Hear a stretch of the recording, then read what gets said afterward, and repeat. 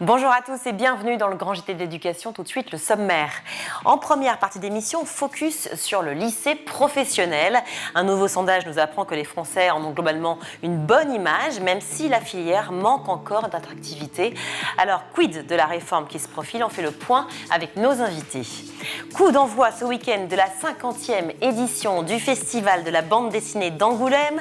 Mais nous nous intéressons plus particulièrement au concours de la BD scolaire. Ce sera en deuxième partie d'émission. Enfin, comme chaque semaine, on donne la parole aux enfants. Et cette semaine, nous leur avons demandé ce qu'ils faisaient de leur temps libre. Mais tout de suite, place à l'actualité en bref avec Adrien Fontenot.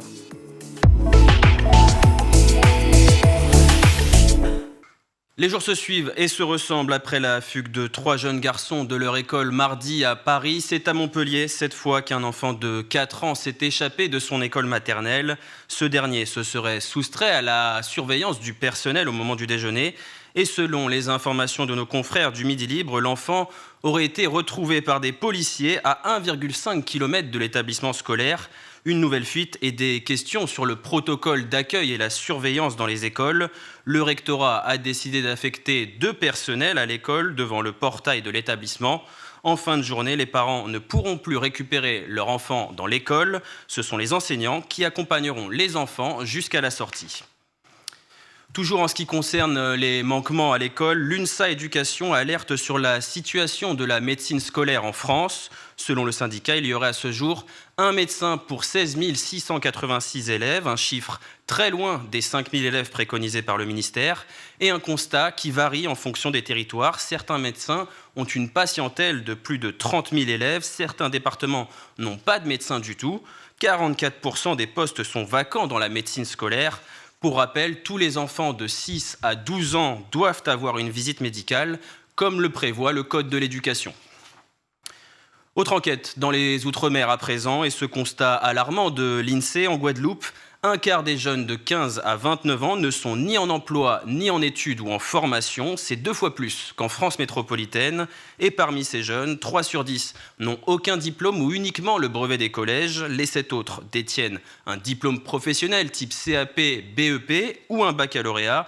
Enfin, une tranche apparaît plus touchée par cette situation. Selon le chef adjoint de l'INSEE Guadeloupe, 75% sont des hommes, ils vivent chez leurs parents. C'est un moyen de se préserver de la précarité étant donné la situation dans laquelle ils sont, parce que les hommes sortent plus souvent que les femmes du système scolaire quand ils sont jeunes.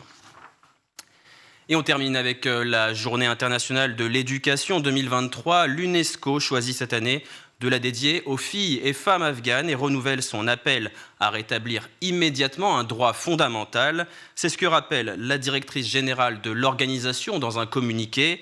Aucun pays au monde ne devrait empêcher les femmes et les filles de recevoir une éducation. L'éducation est un droit humain universel qui doit être respecté. La guerre contre les femmes doit cesser. En Afghanistan, 80% des filles et jeunes femmes en âge d'être scolarisées ne le sont pas. Une situation qui s'est aggravée depuis l'été 2021 et le retour au pouvoir des talibans dans le pays. La journée internationale de l'éducation se tiendra ce mardi 24 janvier. Merci Adrien. Aujourd'hui, focus sur le lycée professionnel. On en parle tout de suite avec nos invités.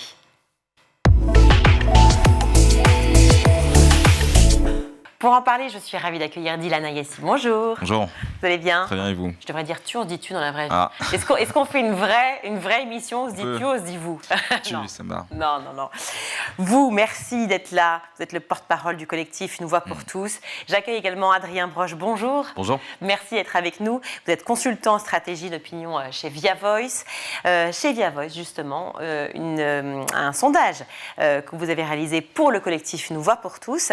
Le lycée professionnel vu par les Français. Alors forcément, des millions de questions me sont venues à l'esprit, ainsi qu'à Emma Guessel et Agathe Delanoë qui ont préparé cette émission. Avec ce premier enseignement quand même, 65% de ceux que vous avez interrogés, 3000 personnes, c'est ça à peu près? Exactement, 3000 personnes. 65% de ceux que vous avez interrogés ont une opinion positive du lycée professionnel. Alors ce que je trouve fou, en fait, c'est la question. C'est pourquoi on arrive à se poser cette question-là, d'avoir une image positive du lycée pro. Adrien Broche. C'est vrai. Alors, sur le lycée pro, évidemment, la question spécifique, Dylan, tu connaîtras mieux le sujet. En tout cas, on se pose des questions de manière générale sur l'éducation en France. Nous, comme sondeurs, on pose régulièrement des questions sur le système éducatif, la capacité d'un système à répondre à un certain nombre de problématiques. Et là, il se trouve qu'on a travaillé sur la question du lycée professionnel. Parce que vous saviez qu'il y avait un problème d'image. Exactement. Et parce qu'avec le collectif Une Voix pour tous, on s'est rendu compte que c'était important de travailler sur cette question-là et que l'image, spécifiquement sur la question de l'enseignement professionnel, elle prend une place totalement centrale. Vous l'avez dit, on a à peu près plus de 6 Français sur 10 aujourd'hui qui ont une bonne opinion du lycée professionnel. Alors, on peut l'interpréter de plein de manières. Il se trouve que dans un paysage d'opinion en France où les Français ont un regard sur l'éducation et le système éducatif assez critique, en gros, on a 49% de l'opinion aujourd'hui qui a une bonne image de l'éducation en France, 65% sur le lycée professionnel, c'est 16 points de plus. C'est un enseignement qui, évidemment, doit être relativisé au regard de tout le reste de ce qui ressort du sondage, mais qui est quand même un bon enseignement de départ sur l'image du lycée pro.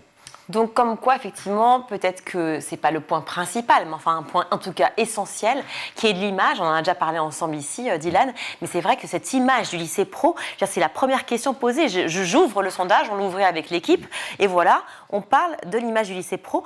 65%, tant mieux, ont une image positive, parce que c'est quand même un bon chiffre. Enfin, vous allez me dire ce que vous en pensez. Mais enfin, c'est quand même fou de se poser la question. Est-ce qu'on se la poserait pour le lycée général ? Malheureusement, pas autant que pour le lycée professionnel. Et ce qui est intéressant aussi à noter, c'est que d'abord, la question de l'image, elle se pose parce qu'on confirme qu'il y a une réflexion à porter, notamment dans les chiffres qui viennent après sur la valorisation du lycée professionnel. Mais on se rend aussi compte que chez les premiers concernés, donc chez les 15-17 ans, il y a une bonne opinion qui perd des points, avec seulement 46% de bonne opinion du lycée professionnel. Donc on se rend en même temps compte que pour les personnes qui sont les plus concernées, qui en sont le plus proches, finalement, l'image du lycée professionnel n'est pas si bonne que ça. Alors on a toujours eu cette image aussi du lycée pro que l'on ne choisit pas finalement parce que c'est les parents qui choisissent pour nous, et un peu par dépit, pas par choix. Or, pour quelle raison principale êtes-vous allé en lycée pro ? C'était mon propre choix, 53%. Ça en dit quoi ? Ça en dit qu'il y a un élève sur deux à peu près qui ça c'est sûr, ça c'est bon, sur les chiffres on est bon. C'est ça, qui dit y avoir été incité. Et je pense que c'est cet élément-là qu'il faut ressortir. Comment est-ce qu'on arrive à avoir un élève sur deux en France qui est scolarisé en lycée professionnel, qui choisit pas forcément, pas directement en tout cas, son orientation en lycée professionnel, parce qu'il s'agit quand même de construire son parcours, de construire sa vie. Et donc ça nous semble important aussi de dire à quel point l'orientation peut être subie. Et oui, l'orientation subie aussi, c'est un sujet pour vous. D'autant plus je rejoins assez Dylan, c'est-à-dire que instinctivement, je suis aussi parti, et même un peu plus tard, sur ce 53%, en se disant, on n'a quand même que 53% aujourd'hui des anciens élèves ou élèves actuels de lycée pro qui déclarent y être allés de leur plein gré. D'autant que ce 53%, il faut aussi le déconstruire, c'est-à-dire que se cache probablement, parce que c'est des dynamiques normales dans la société française et dans toutes les sociétés, derrière ce 53%, un certain nombre de personnes qui pensent y être allées de leur plein gré, mais dont au fait ce choix a été intégré par la famille, a été orienté sans forcément s'en rendre compte. Donc, mais ça, sur c'est pas valable pour tout et dans pas tout. Valable. Bah, si. Parce qu'en fait, finalement, l'héritage familial, ce que l'on est, bien finalement, sûr. quand on grandit dans une famille, je sais pas, moi j'irais d'agriculteur ou de médecin, on reproduit un peu le schéma, on va toujours un peu les mêmes codes. Bien sûr, mais c'est pas pour ça que c'est forcément rassurant. Et effectivement, pour un agriculteur, pour un ouvrier, pour un professeur, ces dynamiques-là, elles existent. Et même si parfois on a le sentiment qu'elles sont totalement autonomes et que ce sont des choix parfaitement en raison et autonomes, se cachent derrière des dynamiques d'orientation et d'influence. Je pense qu'il faut aussi les avoir en tête derrière ce 53%. Je reste sur ce chiffre-là, donc toujours cette même question. Pour quelle raison principale êtes-vous allé en lycée pro ? Donc 53%, c'était mon propre choix. Et un autre chiffre intéressant, enfin je dis un chiffre, c'est un nombre, 24%, mes enseignants y ont incité. Vous parliez de l'orientation, effectivement. Tout est une question d'orientation pour le lycée professionnel. À savoir, est-ce qu'on est bien orienté ? Est-ce que véritablement c'est un choix que l'on veut faire ? Et puis, comment s'opère cette orientation ? Bien sûr. Alors nous, on porte vraiment une réflexion sur justement ce parcours d'orientation. Comment est-ce qu'on arrive à construire des parcours qui correspondent aux élèves, qui correspondent à ce qu'ils ont envie de faire, parce que ça nous semble essentiel de vraiment remettre l'élève au cœur du dispositif éducatif. Ce que dit ce chiffre sur l'incitation des professeurs, ça veut tout simplement dire qu'on a malheureusement un choix qui est fait au-dessus de ce que l'élève peut vouloir dans son orientation en lycée professionnel. Donc ça permet aussi de confirmer finalement des idées qu'on a tous et qui se confirment dans cette enquête-là, et qui qui montrent qu'il y a une grande part des élèves qui sont scolarisés en lycée professionnel qui ne le choisissent pas directement. Oui, mais est-ce qu'on pourrait aussi penser peut-être à l'inverse, parce que les enseignants, il y en a quand même beaucoup qui sont de bons conseils ou en tout cas qui ont de bonnes idées aussi pour le parcours des élèves. Ils se sont dit tout simplement peut-être que cette voie-là pourrait te correspondre. Je veux dire, est-ce qu'on peut le voir le problème à l'inverse ? En fait, on peut le voir de plein de façons. Et effectivement, il y a parfois des incitations qui sont comme vous le dites, de bonne volonté ou qui sont faites dans le sens, ou plutôt dans ce qu'on pense être le sens de l'élève. Maintenant, la question à se poser, c'est à quel point est-ce que finalement on garde le choix sur son propre parcours, sur sa propre orientation, sur sa propre expérience. Et c'est ce qui nous semble essentiel, justement pour prévenir des décrochages scolaires qui sont explosifs en lycée professionnel, des incidents graves, des taux d'insertion très faibles, une réorientation aussi très forte. Donc tout ça qui traduisent justement une orientation qui est mal vécue pour les élèves. Et encore une fois, un choix qui doit se faire très jeune. Déjà qu'on a du mal nous-mêmes, à nos âges, de faire des choix dans la vie, quand on doit le faire en 4e ou en 5e, parce que finalement c'est des choix qu'on fait un peu plus tard, mais ça s'opère, la réflexion s'opère avant. Est-ce que vraiment on est en capacité de le faire ? Est-ce que l'entourage n'est pas essentiel dans ces cas-là ? Je parle d'un entourage à la fois dans l'éducation, mais aussi parental, et amical d'ailleurs. Absolument, et c'est pour ça que nous, notre proposition d'ouvrir les conseils de classe aux acteurs environnants à l'école va complètement dans ce sens-là. L'idée, c'est de dire qu'effectivement, quand bien même l'élève n'est pas surperformant en classe, il peut être très très bon dans ce qu'il fait à l'extérieur de l'école. Donc les associations éducatives de grande proximité, les associations sportives ou culturelles, doivent aussi avoir toute leur place dans le dispositif éducatif pour pouvoir avoir une meilleure appréhension de l'élève. Ce dispositif, vous en avez parlé avec le ministère ou pas ? On en a parlé avec le ministère. Oui, alors les réactions ? On espère que ça sera entendu. J'aime bien, on espère que ça sera entendu. C'est toujours les réflexions qu'on a après. Ouais. On espère. À qui s'en remettons, on ne sait pas. C'est ça. On espère. Pour plus de 3 Français sur 4, les lycées professionnels contribuent à la richesse de la formation en France. Une formation donc reconnue, notamment pour l'ouverture sur le monde, justement professionnel qu'elle permet. Pour 83% de l'opinion, j'ai cherché la petite feuille, mais je ne l'ai pas, mais j'ai le bon chiffre, donc ça va sous les yeux. Pour 83% de l'opinion, le lycée professionnel offre une vision plus concrète et réaliste du monde du travail. Ces chiffres m'ont frappé, ils ont frappé l'équipe, car ils contrastent totalement avec le manque d'attractivité de la filière. Comment ça se fait, selon vous ? Alors, le décalage, il est intéressant. C'est-à-dire qu'on a effectivement, donc on l'a vu au tout début, une bonne image, une image d'un lycée, d'une formation qui offre une vision réaliste du monde du travail, vous l'avez dit, et globalement, une adéquation, un alignement entre ce qu'attend l'opinion de l'enseignement de manière générale. Et quand on interroge les Français aujourd'hui, en dehors même du lycée pro, sur ce qu'ils attendent de l'éducation, c'est des débouchés professionnels, des compétences professionnelles, puis des savoirs théoriques. Tout ce qu'offre le lycée pro, en fait. Tout ce qu'en fait offre le lycée pro, avec ce troisième élément qui sont les fameux savoirs fondamentaux qui posent question aussi, à la fois dans la réforme et dans la manière d'y arriver. Mais finalement, au départ, ce qu'offre le lycée pro, c'est ça, c'est ce qu'on souhaite. Exactement. Donc cette image est assez compréhensible, c'est-à-dire que c'est pas seulement une bonne perception, mais c'est aussi des choses qui sont en adéquation avec ce qu'on attend d'une proposition pédagogique. Alors après, il y a effectivement une sorte de paradoxe qui est fréquent dans l'opinion, c'est-à-dire que quand on demande aux Français s'ils ont une bonne opinion du lycée professionnel, ça peut être sur d'autres sujets, on vous dit oui.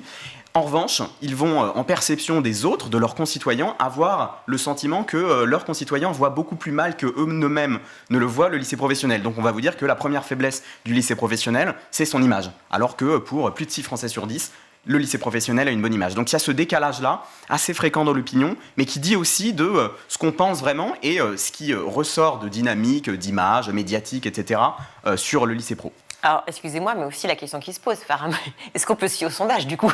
Parce que, est-ce que vous pensez, en tout cas, et je me permets de vous poser la question, mais forcément, tout le monde se la pose, est-ce que les 3000 personnes interrogées, vous pensez qu'elles sont vraiment sincères dans leur manière de répondre ? Parce qu'on voit bien, c'est frappant, l'ambiguïté. Mais la meilleure réponse à ça, c'est justement de demander directement aux Français est-ce qu'ils en ont une bonne ou une mauvaise image. C'est-à-dire que si on demande aux Français simplement « Pensez-vous que l'image du lycée professionnel aujourd'hui est bonne ?», ce chiffre, a priori, ne dit pas grand-chose. Si on leur demande en revanche « Avez-vous vous-même une bonne image du lycée professionnel ?», il est beaucoup plus fiable et il dit beaucoup plus de la réalité de l'opinion et de l'image qu'elle a du lycée professionnel. Bon, c'est le serpent qui se mord la queue, en fait, Dylan ici. Complètement, et je pense que cette enquête, elle relève un certain nombre de paradoxes, parce qu'effectivement, au même moment, on a ces 65% d'opinion favorable, on a 79% des Français qui disent que le lycée professionnel n'est pas assez valorisé. Et moi, ce qui m'a frappé, ce à quoi je m'attendais aussi, c'est une forme de statu quo sur le rôle social du lycée professionnel. Un peu plus loin dans l'enquête, on voit par exemple que 42% des Français considèrent que le lycée pro ne s'adresse qu'aux élèves en situation de difficulté scolaire, où on se rend aussi compte que la dimension sociale prend une grande place dans les parcours d'orientation. Donc finalement, il y a une bonne opinion, mais c'est ce qui se répète un peu, c'est bien pour les enfants des autres, et finalement le lycée professionnel, aujourd'hui on l'accepte comme ça, comme un établissement de remobilisation, comme une première école de la seconde chance. Ce qui est formidable aussi, avouons-le vraiment, c'est qu'on ne veut pas cette image-là uniquement, mais penser qu'il y a aussi une école de la deuxième chance qui permet aussi, grâce à la voie pro, de pouvoir déboucher sur des métiers, c'est aussi ça que l'on peut faire passer aussi comme message pour certains qui en ont besoin. Absolument, et il faut pousser ça, c'est pour ça que nous, on tient fort au lycée professionnel. Mais maintenant, il faut aussi se questionner sur, du coup, l'ambition qu'on y met. Est-ce qu'on considère que c'est réellement une école de la seconde chance avant l'heure, ou est-ce qu'on considère que c'est un lycée qui doit permettre les mêmes choses pour tous les élèves à tous les niveaux? Et en fait, on a aussi eu la publication des indicateurs de position sociale la semaine dernière, qui en fait montrent de façon assez alarmante la différence sociale des lycées professionnels et généraux. Alors, Libé a fait un article d'après votre sondage. Ils écrivent « Seuls 53% des actuels et anciens lycéens professionnels ont eux-mêmes choisi d'y aller ». Donc, on revient toujours à ce qu'on dit. Est-ce que plus d'un élève sur deux qui choisit d'y aller, c'est pas déjà une bonne nouvelle? Question. Pour moi, non. Pour moi, non, parce que ça fait un autre élève sur deux qui ne choisit pas. Ça ne fait qu'un élève sur deux qui s'oriente par choix. Et donc c'est une population assez importante, c'est 300 000 élèves. Donc en fait ça dit qu'il y a un effort à faire. Après ça dépend de l'ambition qu'on a. Nous on affiche une ambition qui est celle de 0% d'orientation subie. Et on a du mal à la faire accepter. Mais en fait il faut qu'on arrive à ce chiffre-là. Je repointais ce chiffre-là par rapport à la sortie de Libé pour reparler effectivement de l'IPS et de l'importance des inégalités sociales face à l'enseignement de manière générale, qu'il soit l'enseignement donc dit général ou dit professionnel. Et c'est vrai qu'aujourd'hui, est-ce que cette inégalité finalement de parcours, d'égalité des chances, elle se crée pas avant déjà, au sein même de la famille, de l'endroit où l'on vit, de l'endroit où on est, de toutes ces positions? Est-ce que ça renforce ou pas ces inégalités, le lycée pro? Peut-être juste un mot, alors je ne suis pas sociologue de l'éducation de manière générale, mais je crois que les sociologues de l'éducation montrent que ces inégalités se jouent très tôt, que la question de l'enseignement primaire est déjà absolument centrale, les premiers enseignements fondamentaux, savoir lire, écrire et compter, et que là, il se joue déjà énormément de choses. Je voudrais simplement revenir sur ce que tu disais, Dylan, et ce que vous disiez, sur la question de l'incitation tout à l'heure. On pourrait se dire, effectivement, l'incitation, c'est pas forcément mauvais, ça peut aussi être un conseil d'orientation qui vient de groupes de pairs, de nos proches, de nos enseignants et qui servent aussi au bénéfice de l'élève. Il se trouve que je suis assez mal à l'aise avec ce parallèle, c'est-à-dire qu'une incitation qui envoie ou oriente un étudiant, un élève, même pas un étudiant d'ailleurs, vers une voie générale ne lui fermera a priori jamais de porte. Une incitation qui envoie un élève vers une filière professionnelle, plus technique, etc., lui fermera des portes. Donc, c'est difficile de mettre ces deux conseils d'orientation au même niveau, dans le sens où on peut très bien penser qu'une voie est meilleure pour un étudiant, pour un élève, une autre meilleure pour un élève, mais il se trouve que les répercussions de ces choix d'orientation et de ces conseils ne seront pas les mêmes. Donc ça met un petit peu en porte-à-faux cette similarité dans les conseils d'orientation et dans les incitations des groupes de pairs. C'est pour ça que je pense qu'il faut être intransigeant aussi vis-à-vis de ces choix-là. Il faut permettre des choix qui soient égaux, universellement égaux, quelle que soit la situation de l'élève, parce que, encore une fois, une orientation vers une voie générale n'a pas les mêmes répercussions, résultats sur les quelques années qui vont suivre, mais potentiellement la carrière plus tard d'une personne qui est actuellement élève que celle vers une filière professionnelle. Mais si justement on veut que ça change, si justement on veut avoir un système égalitaire pour la voie pro comme la voie générale, est-ce qu'il ne faut pas aussi, et pardon, je suis l'avocat du diable, diriger aussi ces mêmes élèves qui ont les prédispositions pour les deux d'aller vers la voie pro? Si, totalement, mais en fait, nous, on pense que réfléchir et réformer la voie professionnelle, c'est réparer l'école dans sa globalité. Le lycée professionnel, c'est la concentration de tous les dysfonctionnements pas seulement de l'école d'ailleurs, mais c'est de la primaire, du société. collège. Absolument. C'est les élèves qu'on ne veut pas voir ailleurs, qu'il s'agisse d'origine sociale, d'origine parfois ethnique, de situations de handicap notamment. Donc questionner... Culturel, absolument. Absolument. Et donc, tout est mixé, oui. Et donc réformer le lycée professionnel, c'est réparer l'école. Et porter un regard sur l'école, c'est aussi se dire que ce qui se passe en lycée professionnel, c'est ce qui nous permet de regarder finalement ce qui ne va pas dans le système dans sa globalité. Alors nous, on considère qu'une des solutions, et on a eu l'occasion d'en parler, c'est justement porter une réflexion sur des filières qui correspondent aussi aux jeunesses, qui correspondent aux nouveaux intérêts, qui correspondent aux nouvelles ambitions et aux nouveaux secteurs de métiers qui sont en train de se développer. Et par là, on arriverait, on l'espère, à attirer de nouveaux profils, à attirer des personnes qui sont vraiment dans des parcours de choix et ne plus avoir ces chiffres d'un élève sur deux qui subit de près ou de loin son orientation. Pourquoi pas des voies complètement nouvelles qu'on ne retrouverait que dans la voie pro et qui seraient extrêmement porteuses d'avenir? Absolument. Nous, c'est celle qu'on propose, que ce soit sur les métiers du numérique, du spectacle, du sport, de la communication ou encore des solidarités, des filières qui portent un autre regard sur le lycée professionnel et qui permettent aux élèves d'avoir des parcours de choix. Je reviens juste sur l'IPS et après je reparlerai sur un point spécifique de chiffres que je viens de revoir à l'instant. Je rappelle quand même pour les chiffres, pour ceux qui n'ont pas ces notions-là, parce que c'est très important, ils sont édifiants ces chiffres. Quand on vient d'un milieu défavorisé, un jeune a 93% de chances d'être orienté en lycée pro. Ce taux grimpe à 169% pour le CAP. Est-ce qu'on peut penser que ça va changer ça ou pas ? Nous, on l'espère en tout cas, et c'est ce qu'on porte. On porte une voie pour tous justement pour que ça puisse changer. Mais effectivement, c'est alarmant et ça se confirme par la publication des tableaux d'IPS. On voit que 93% aussi des établissements professionnels sont en dessous de la moyenne nationale d'indice de position sociale. Donc, ce qui confirme très clairement ce qu'on a tous finalement en tête, mais qui manquait un peu de chiffres. Alors, il y a le fond et puis aussi la manière, la forme. Au sujet du lycée professionnel, pour chacune des affirmations suivantes, diriez-vous que vous êtes... Alors, il y a une première chose sur la vision concrète et réalisation du travail qui est intéressante. Et surtout, le lycée professionnel est généralement une formation destinée à ceux qui veulent faire des études courtes.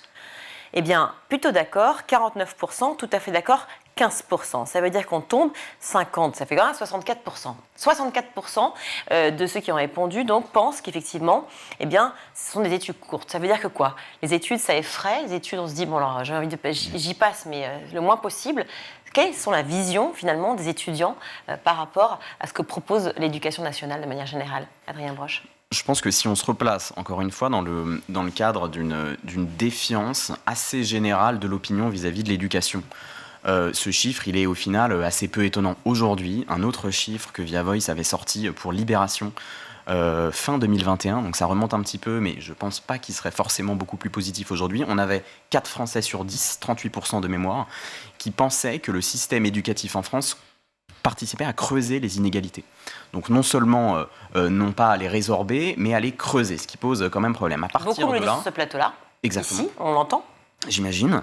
À partir de ce moment-là, où 4 Français sur 10 pensent que l'école creuse les inégalités, où 1 Français sur 2 a une mauvaise image de l'éducation en France, la perspective de faire des études longues, d'autant plus si on se place dans un climat aussi, pour généraliser un peu, où on a le sentiment que le travail ne paye pas, la perspective de faire des études longues, elle est de moins en moins plébiscitée, attrayante en fait, à la fois pour l'opinion, mais aussi pour les étudiants et les étudiantes. Donc si on ajoute à cela le rapport à l'éducation, à la durée des études, etc., c'est assez peu étonnant au final, dans un paysage opinion où l'école est mal vue, où le travail ne paye pas, qu'on ait spécialement et spécifiquement, particulièrement envie d'aller faire des études de 10 années, d'autant plus qu'elles sont largement conditionnées socialement.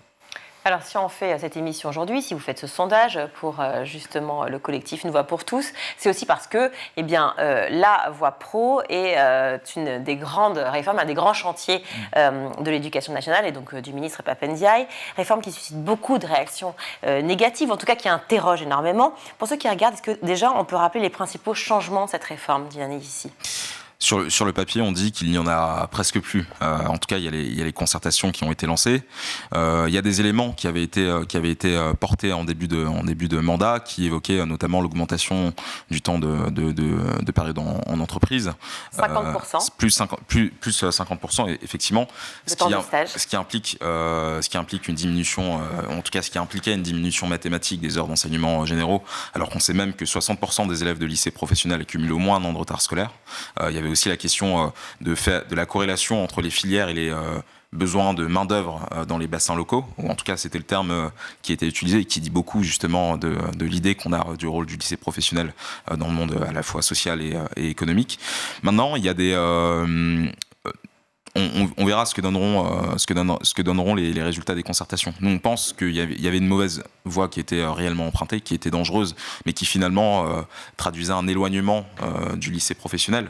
On parle notamment du syndrome panier-runacher, où où la ministre anciennement de l'Industrie avait évoqué la magie de l'usine devant BPI France, où finalement il y a un peu ce mythe du travail de l'artisan, du fer, qui s'éloigne d'un certain nombre de réalités. Donc on pense que ces premiers éléments traduisaient un éloignement du lycée professionnel. On verra ce que ça donne. En tout cas, nous, on est mobilisés pour justement que cette question sociale-là soit au centre de la réflexion autour du lycée professionnel. Rémunérer les étudiants pendant les stages ? En oui, fait, non. Les élèves ne sont pas dupes, parce que d'une part, les stages sont parfois des expériences traumatisantes, ou en tout cas qui marquent une rupture avec l'école, parce que concrètement un stage en lycée professionnel, nous les témoignages qu'on a et qu'on a parfois vécu, c'est au pire en ASSP, donc aide et soins à la personne, des stages à faire des lavages mortuaires dans des EHPAD, ou lorsqu'on est en commerce, faire de la mise en rayon pendant un mois. Donc c'est à ça que ressemblent concrètement les stages, pour des rémunérations qui correspondent absolument pas au travail effectué. Donc il y a un sentiment d'exploitation presque des élèves vis-à-vis de cette rémunération. Un point sur la rémunération justement des stages, vous avez eu à évoquer ce sujet ? On n'a pas creusé ce point-là dans l'étude. Ça se fera prochainement. Plus de stages veut dire aussi moins d'enseignement général, vous l'avez dit. Est-ce que c'est un manque de respect pour ces élèves, selon vous ? Est-ce que se dire à un moment, finalement, mettez-vous plus dans la vie active parce que vous êtes bien quand même au centre du projet professionnel, c'est pas une façon de dire aussi, attendez, la culture, c'est pas pour vous, entre guillemets ? D'une part, c'est ça, et c'est d'autant plus marquant qu'on sait que ces élèves-là sont ceux qui rencontrent le plus de difficultés. C'est-à-dire que là où justement il devrait y avoir un réinvestissement dans ces savoirs-là, pour justement essayer de créer un équilibre éducatif qui confirme un déséquilibre qui se montre au travers des IPS ou des différents indicateurs qui peuvent ressortir de cette enquête, on dit effectivement diminution des heures d'enseignement généraux. Donc c'est inquiétant.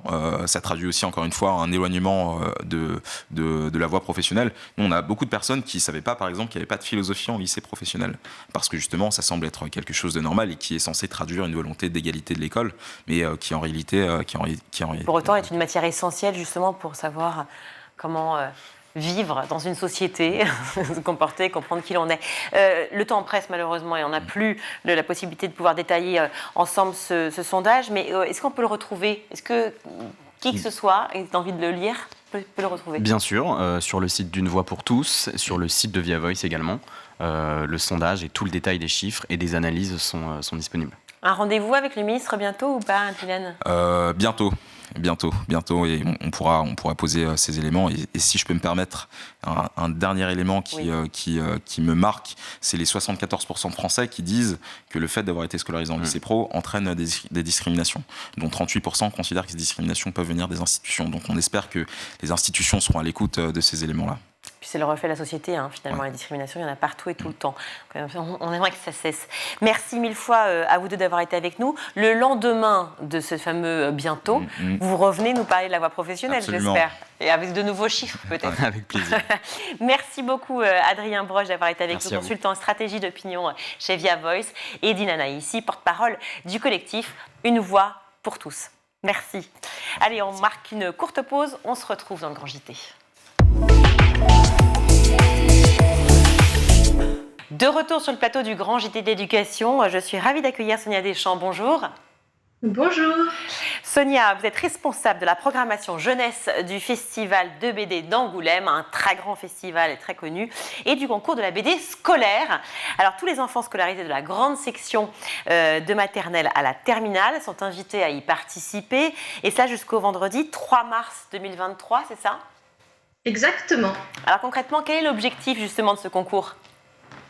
L'objectif de ce concours, c'est de détecter les jeunes talents, les talents de demain, et surtout de permettre à des jeunes, à des enfants, à des adolescentes et des adolescents, de montrer tout ce sont capables de faire en bande dessinée. Il y a énormément de talents. Le concours, il est ouvert à partir de 5 ans et on est chaque année assez admiratif quant à la qualité des œuvres proposées. Et il y a quelque chose, c'est que ça fait 3 ans que je fais partie du jury et chaque année, on se dit « Oh là là, c'est pas possible, c'est encore mieux que l'année dernière ».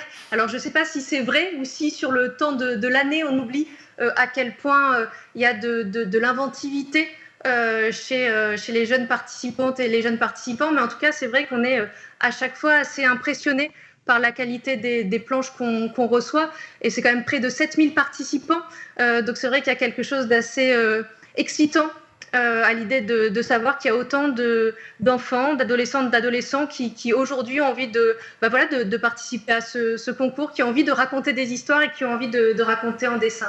Alors Sonia Deschamps, justement, quelles sont les attentes du jury en fait? Qu'est-ce que doivent proposer ces enfants? Qu'est-ce qu'ils doivent rendre? Vous parlez de planches, ça veut dire quoi? C'est 1, 10, 15 planches? Ce sont des histoires, ce sont des dessins? Ils doivent envoyer une histoire, c'est-à-dire avec vraiment un début et une fin en 2 planches, ce qui n'est pas évident à raconter une histoire en si peu d'espace, en si peu de cases. Donc il y a 2 façons de participer. Soit on peut participer en groupe, mais ça c'est uniquement réservé aux 5-10 ans. C'est des œuvres collectives, donc là ça peut faire jusqu'à 6 pages, mais c'est pas du tout la majorité des participants. Voilà, pour le grand public, ou en tout cas pour la majorité des participants, ce sont des participations individuelles, donc des enfants ou des adolescentes, des adolescents qui participent seuls, qui écrivent, qui dessinent seuls. Et donc là, c'est 2 planches, pas de thématique imposée, pour laisser libre place à l'imagination de chacun. Et donc ce qu'attend le jury, c'est toujours difficile de répondre parce qu'une œuvre, justement, c'est quelque chose qu'on considère dans son entièreté. Donc oui, quand je disais il faut un début et une fin, c'est vrai que quand il y a une vraie chute à l'histoire, c'est-à-dire que soit à la fin ça nous fait esquisser un sourire, soit une fin où on est ému, c'est vrai que c'est toujours un plus parce que voilà, la bande dessinée c'est pas juste des images, c'est vraiment raconter quelque chose. Mais voilà, il y a des critères effectivement liés au dessin, par exemple, mais ça, c'est quelque chose de très subjectif et c'est ça qui est assez génial quand on participe à un jury, c'est-à-dire qu'on s'aperçoit qu'on n'est pas forcément touché aux mêmes endroits par les mêmes choses. C'est vrai aussi en bande dessinée de manière générale. C'est toujours particulier d'avoir un coup de cœur, par exemple, pour une bande dessinée, de s'apercevoir que quelqu'un d'autre, finalement, passe un petit peu à côté. C'est un petit peu la même chose pour le concours de la BD scolaire. Donc, les critères, 2 pages, une histoire avec un début et une fin, et j'allais dire, et s'amuser, parce que c'est quelque chose qu'on ressent quand les jeunes dessinatrices, les jeunes dessinateurs prennent du plaisir. Je trouve que c'est quelque chose qui se ressent dans les pages. Évidemment, et dans toute lecture d'ailleurs. Alors parlons de ce jury, justement. Il est composé, il me semble qu'il y a Alexandre Astier, c'est ça, dedans, Alice Moitié, Victor Solf?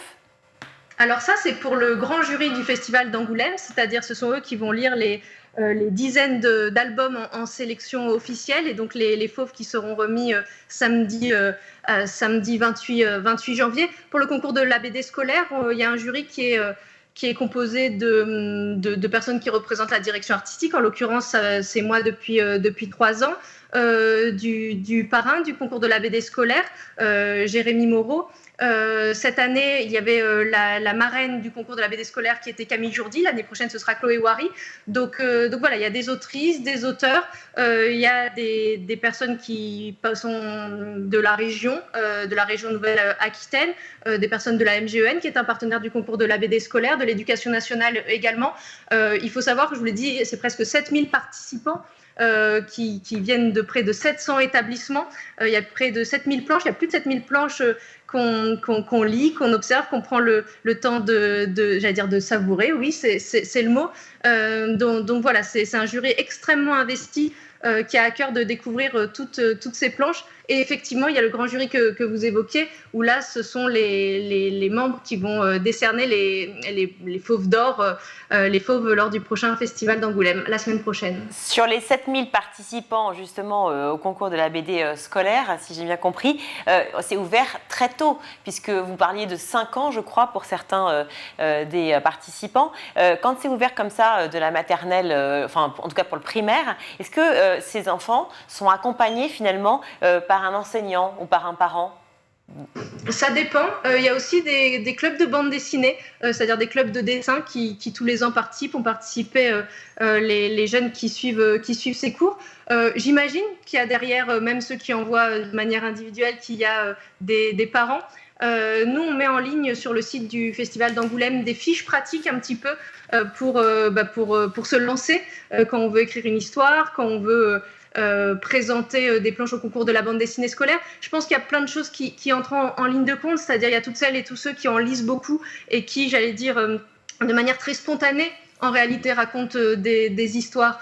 Je sais que moi, plus jeune, alors qu'il y avait peut-être moins de bandes dessinées, ou en tout cas chez moi, il n'y en avait pas forcément énormément, quand je dessinais, quand je racontais des histoires, c'était soit sous forme de dialogue, comme un petit théâtre, soit sous forme de bande dessinée, très mal dessinée, mais sous forme de bande dessinée. Donc je pense qu'il y a une partie très spontanée. Et ensuite, oui, j'imagine qu'il y a des parents ou des professeurs qui accompagnent les enfants dans leur création, mais on sent quand même vraiment dans les créations qu'on reçoit qu'il y a une large place laissée à l'imagination et on ne sent pas réellement la main d'un adulte derrière, et c'est ce qui fait la qualité de toutes ces œuvres, parce qu'il y a quelque chose, encore une fois, de très spontané, d'extrêmement touchant.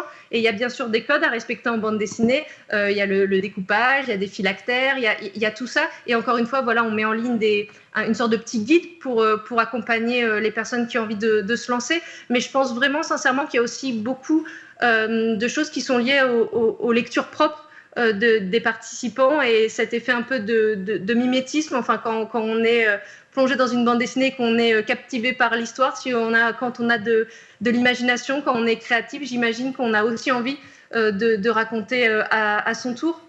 Donc non, moi effectivement c'est encadré dans le sens où c'est des adultes qui disent aux enfants que ce concours existe, c'est eux qui les inscrivent, mais j'ai vraiment le sentiment qu'on a affaire à des planches qui sont intégralement le fruit des jeunes participants.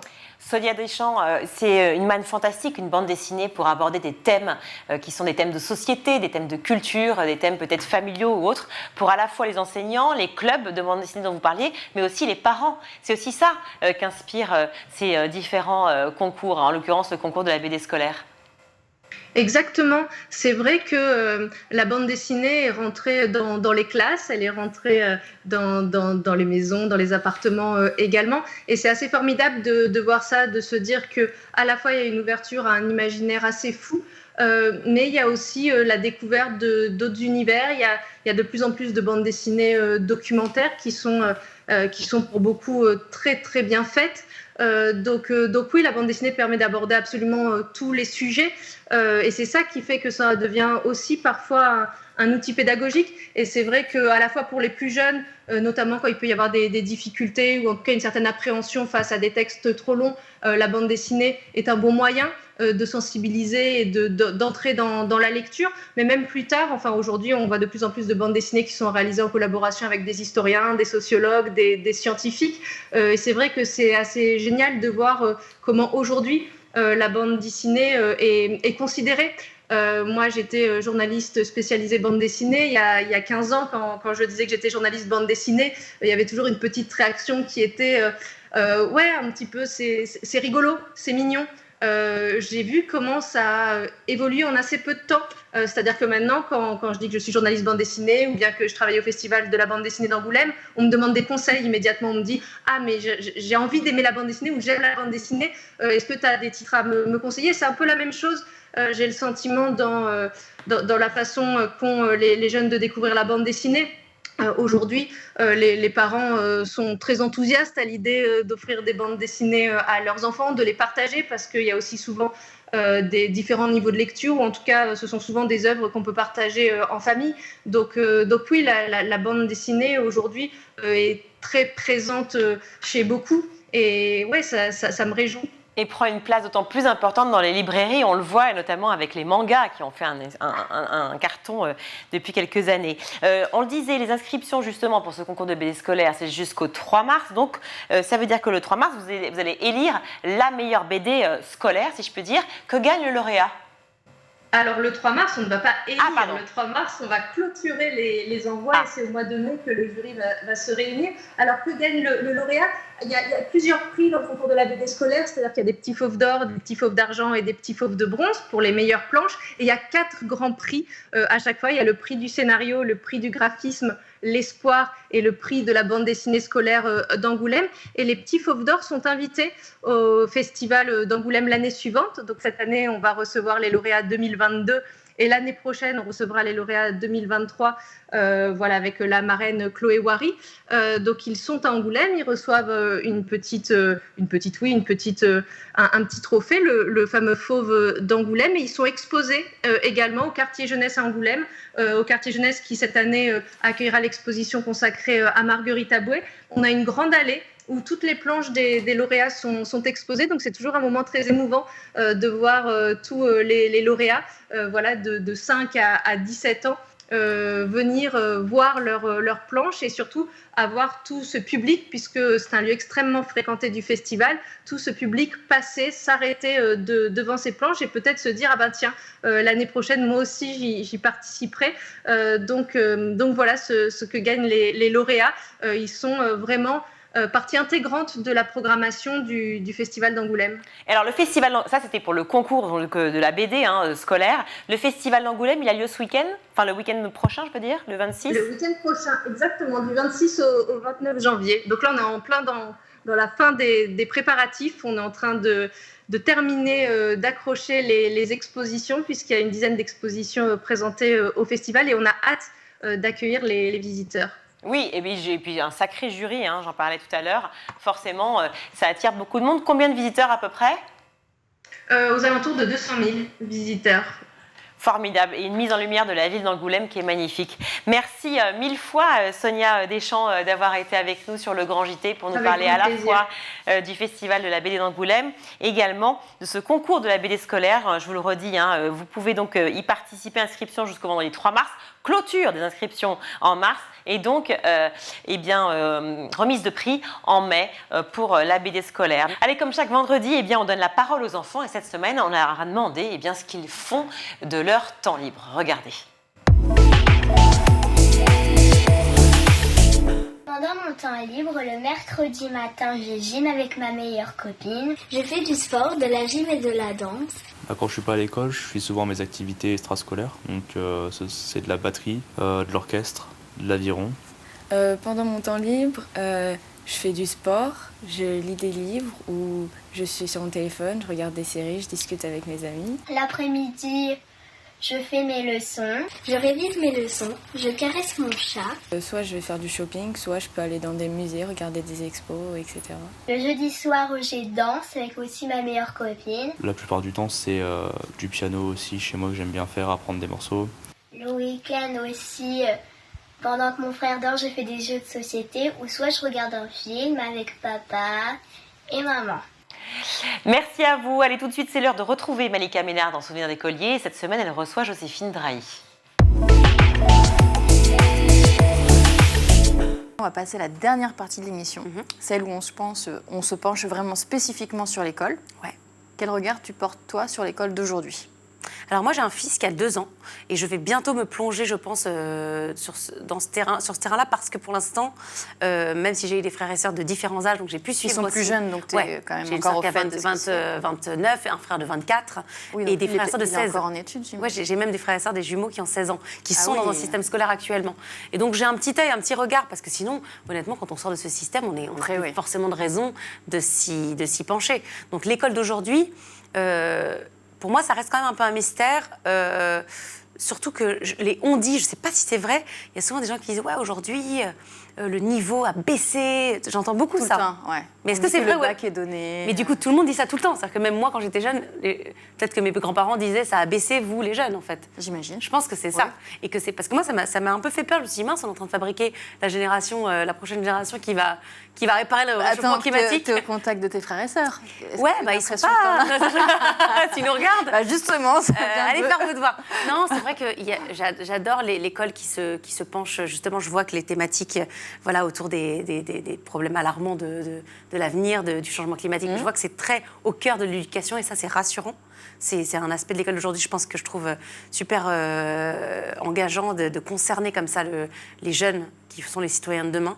Mais après, sur le reste, sur les disciplines, sur l'intensité de travail, sur l'engagement aussi de la valeur travail. T'as l'impression que ça, il y en a moins? J'ai l'impression que c'est un peu moins. Je sais pas si c'est moi qui... Je pense que je mélange aussi un peu avec le côté tout le monde veut être Instagrammeur, tout le monde veut être influenceur, tout le monde pense que c'est hyper facile de se dire moi je vais gagner. Voilà.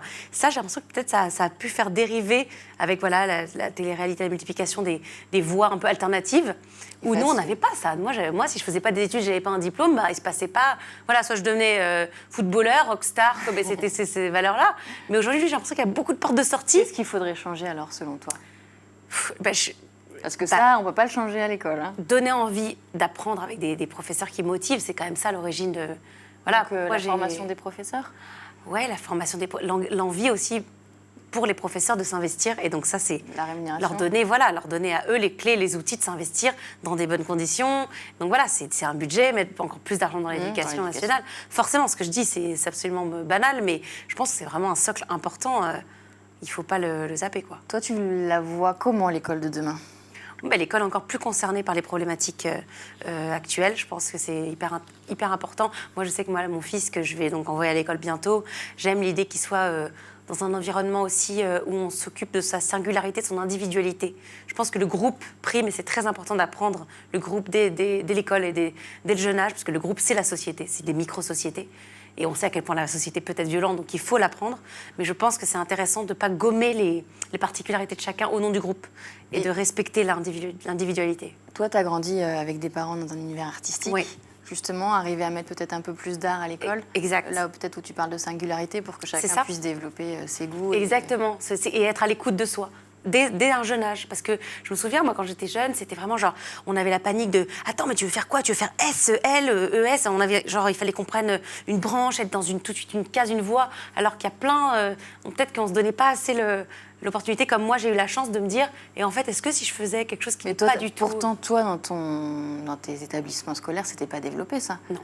C'est parce que j'ai eu l'opportunité de faire un tournage qui m'a aiguillé, qui m'a ouvert l'esprit. J'aurais pas eu cette opportunité de tourner par un hasard. D'ailleurs, moi, je suis arrivée dans ce créneau-là par hasard, puisque le premier film que j'ai tourné, c'était avec un ex-compagnon de ma maman qui était réalisateur et qui a pensé à moi. Donc, il n'y aurait pas eu ce mec-là, je travaillerais peut-être dans une boîte de pub, tu vois. C'est la vie qui m'a emmenée vers là, mais je pense que si j'avais pas eu cette porte ouverte, je serais pas allée forcément défoncer les portes pour Donc faire comment ça. on met ça en place alors?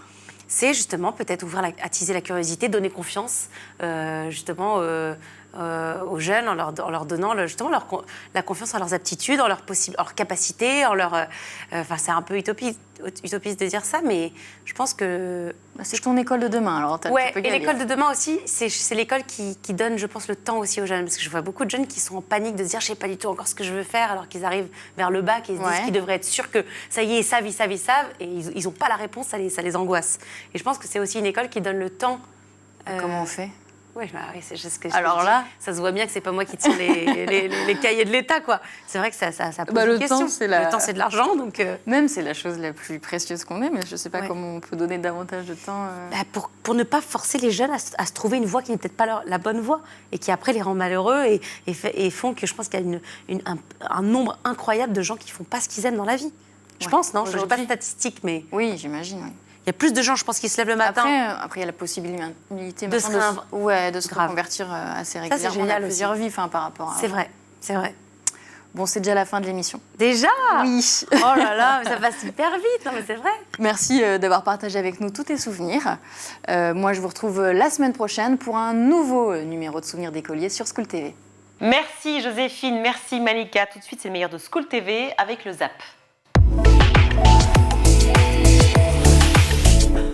Alors, quand on parle des algorithmes, et vous aviez raison de le souligner, les algorithmes, en fait, c'est un peu le grand méchant loup. C'est-à-dire que c'est finalement le pansement sur la jambe de bois, c'est-à-dire c'est quand finalement on n'arrive pas à créer des places. Et c'est ce qui s'est passé avec APB, parce que Parcoursup a remplacé APB, parce que APB devenait un problème. Et ça devenait un problème, pourquoi? Parce qu'il y avait un problème d'opacité de l'algorithme qu'on retrouvera avec Parcoursup, mais aussi un problème majeur qui était celui, pour 16 000 étudiants chaque année, du tirage au sort. Et donc en 2018... Parce qu'ils allaient notamment en médecine, en STAPS, c'est-à-dire en sport, bref, dans des filières où vraiment...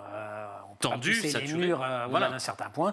Et voilà, donc la seule façon qu'on avait trouvée à l'époque, c'est de dire on va les tirer au sort. Voilà, on va les tirer au sort, ce qui est une situation absolument inadmissible. Et donc en réaction à cette situation inadmissible, est né Parcoursup en janvier 2018, mais Parcoursup, loin de régler ces problèmes, en fait, a participé à les accentuer. C'est-à-dire qu'en fait, ça a été, c'est ce que j'appelle dans le livre, une sorte de coup d'État numérique, c'est-à-dire, c'est une manière, en fait, pour le gouvernement d'alors, c'est-à-dire le gouvernement mis en place par Emmanuel Macron, le ministre d'alors, c'était Jean-Michel Blanquer, le ministre de l'Éducation, la ministre de l'Enseignement supérieur et de la Recherche, c'était Frédérique Vidal, et effectivement, là, au lieu de créer des places, au lieu d'avoir une politique ambitieuse pour le supérieur, il y a eu effectivement la mise en place de cet algorithme qui impose un tri sélectif, un tri social. Et ce tri social, effectivement, il ne répond pas à la question, la création de places.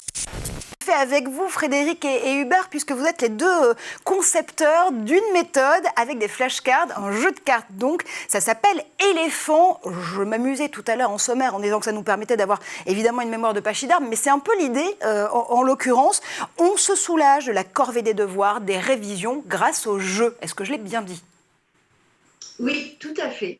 L'idée, c'est qu'une mémoire à long terme, elle s'installe dans le temps, avec du temps.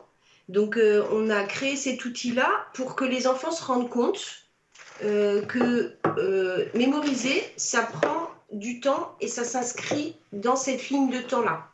Je ne sais pas si vous voyez, mais notre petite fourmi qui est ici, j'inverse. Notre petite fourmi qui est ici va grandir en fait. C'est compliqué. J'avoue que l'exercice est quand même pas simple. L'exercice qu'on vous fait faire est quand même pas simple, hein, j'avoue. C'est pas simple. Mais l'idée, c'est de pouvoir rentrer dans cette ligne du temps et de reprendre des connaissances régulièrement, mais pas que la première semaine où on apprend les choses, mais pouvoir les reprendre une fois par semaine pendant 4 semaines, puis au bout de 15 jours, au bout de 3 semaines, au bout d'1 mois, parce que la mémoire à long terme, elle s'installe en revenant régulièrement sur nos connexions, parce que ces connexions, naturellement, elles vont se défaire, et qu'il va falloir introduire la production d'une protéine qui va permettre de stabiliser ces connexions. Et ça, c'est la fameuse méthode de la répétition, fragmentée, répétée, espacée. Alors, fragmentée, c'est sous le format d'une flashcard, c'est-à-dire qu'on a une question et puis derrière une réponse. On va essayer de répondre à cette question. Et si on répond à cette question, on peut la ranger dans cette boîte, dans le plus, parce que je le sais. Mais si je ne le sais pas, par exemple, je vous pose la question.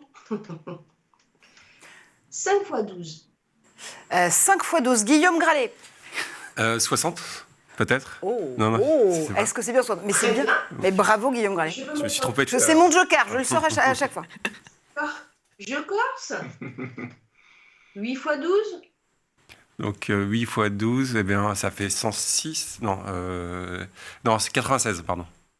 96. Donc là, je peux le mettre dans le plus ou moins. Parce qu'il y a une première réponse qui n'était pas tout à fait juste. Vous avez fait vos autocorrections. Donc, on peut le mettre dans le plus ou moins. Et on fait ça, en fait, avec une quinzaine de cartes. Toutes les semaines, on va travailler. Et puis, on va faire avancer ces cartes dans un chemin du temps pour pouvoir les réitérer régulièrement. Votre fameuse réponse qui était hésitante, elle sera moins hésitante en fin de semaine, puis elle sera mise au repos, puis vous allez la reprendre une fois par semaine, pendant 4 semaines, puis le petit chemin, pour consolider cette connaissance et qu'il n'y ait plus d'hésitation. Il y a encore quelques années, Natacha, la Croatie était un pays placé sous le régime communiste. Dans quelle mesure l'éducation, d'après vous, a évolué ? Et est-ce que vous avez eu le sentiment que vous avez eu des cours différents, peut-être que ceux de vos parents ou de vos grands-parents ?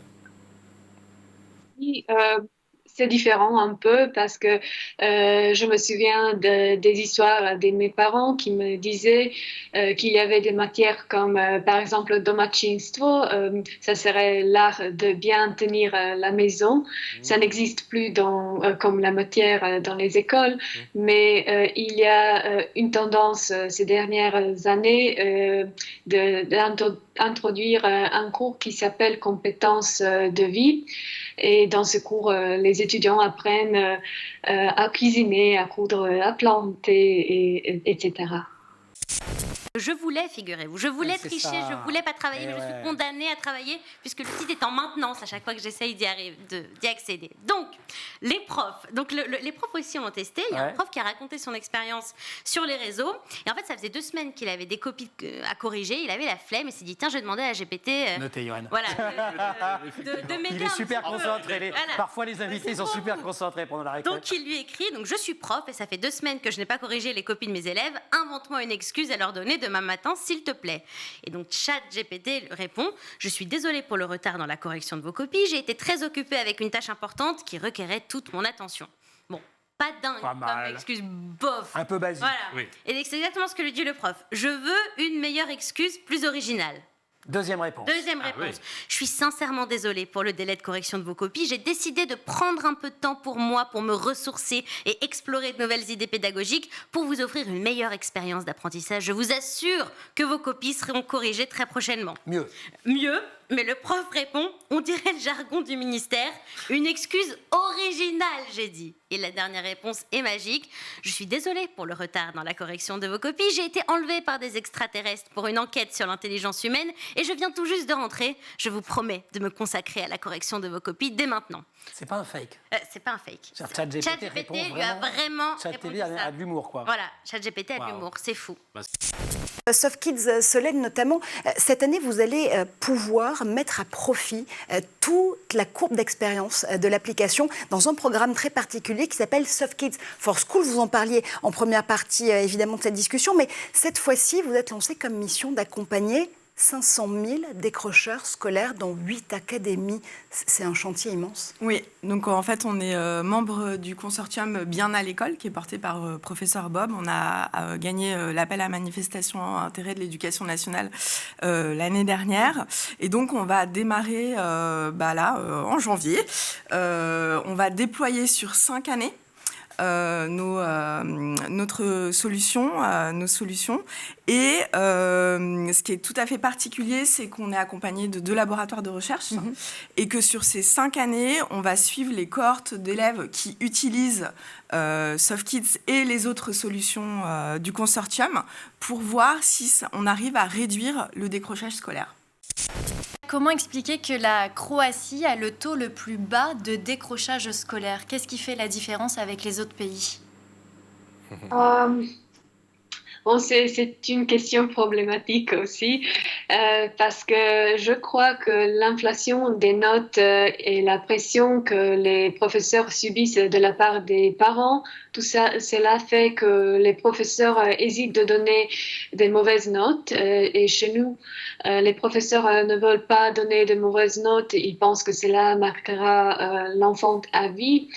Et pour ça, redoubler n'est pas vraiment une option. Aussi, de la même manière, le décrochage scolaire n'est presque pas possible dans une telle situation. Voilà pour le Zap, c'est la fin de ce grand JT. Merci à vous tous de nous avoir suivis. Canal 247 sur les Freebox pour nous retrouver. Schooltv.com aussi pour tous les replays. Et nombreuses sont les émissions que nous avons fait avec une équipe merveilleuse. Aujourd'hui, à la réalisation, c'est Xavier Sanchez. Au son, c'est Maxence Mogin. Laure Redemont au maquillage. Et les fameuses, les grandes, les divines, Emma Guessel et Agathe Delannoy. Un gros bisou aussi à Roxane Sarfati, à la post-prod. Ciao, bonne soirée à tous.